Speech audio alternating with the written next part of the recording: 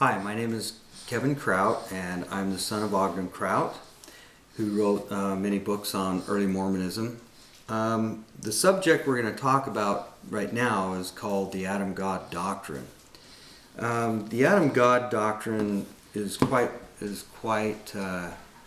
popular amongst the Mormon fundamentalist people, and of course the reason is because in the Journal of Discourses, page 1, or volume 1, page 50, was the very first time that Brigham Young introduced this to open public when we finally got here in the valley and he could speak freely.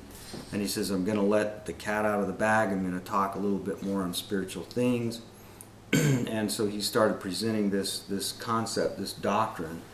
And the doctrine, some people just can't understand it. I mean, Dad taught the doctrine to a guy for probably 4 or 5 hours one day, and the guy said, I just don't get it. I just don't get it. I don't know if I'll ever get it. And Dad sat there for a few minutes, and he said, he grabbed his hat and put it on, and he says, nope, I don't think you're ever going to get it, and walked out the door. He's done. He figured he just was not going to understand the Adam God Doctrine. The Adam God Doctrine is pretty basic.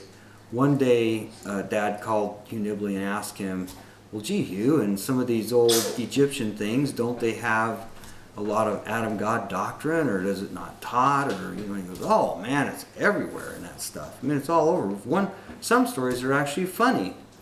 Dad goes, really? And he says, yeah, there's one where it's pretty simplified. He says there was the Council of Gods, and they had created this earth, and they had to go down and people it.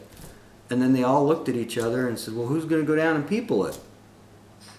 Well, nobody wanted to go back down in mortality, so, everybody's kind of like, so basically what happened was they drew straws, and there's one guy over there, and he wasn't really paying attention. He was reading a book or something, and Hugh says he was like me. He wasn't really paying attention reading a book.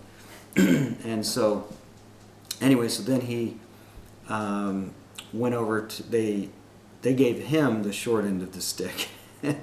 And so he says, no, I don't want to go. I do not want to go down in mortality again. I said, no, you have to go.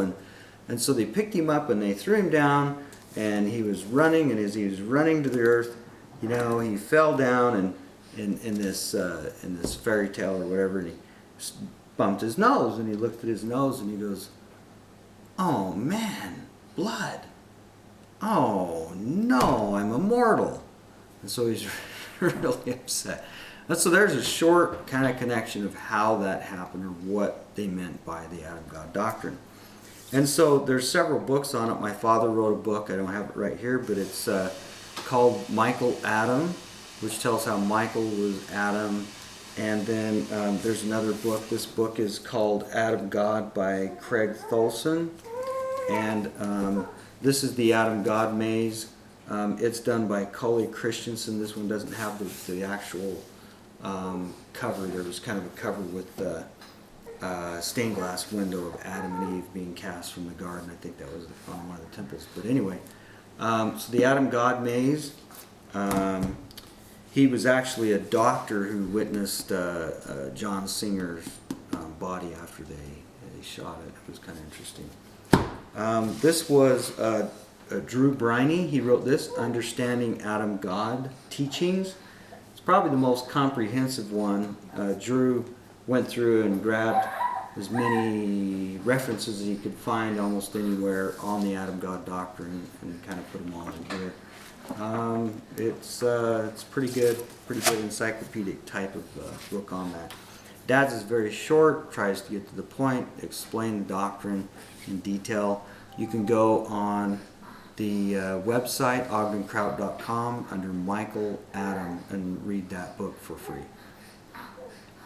Okay.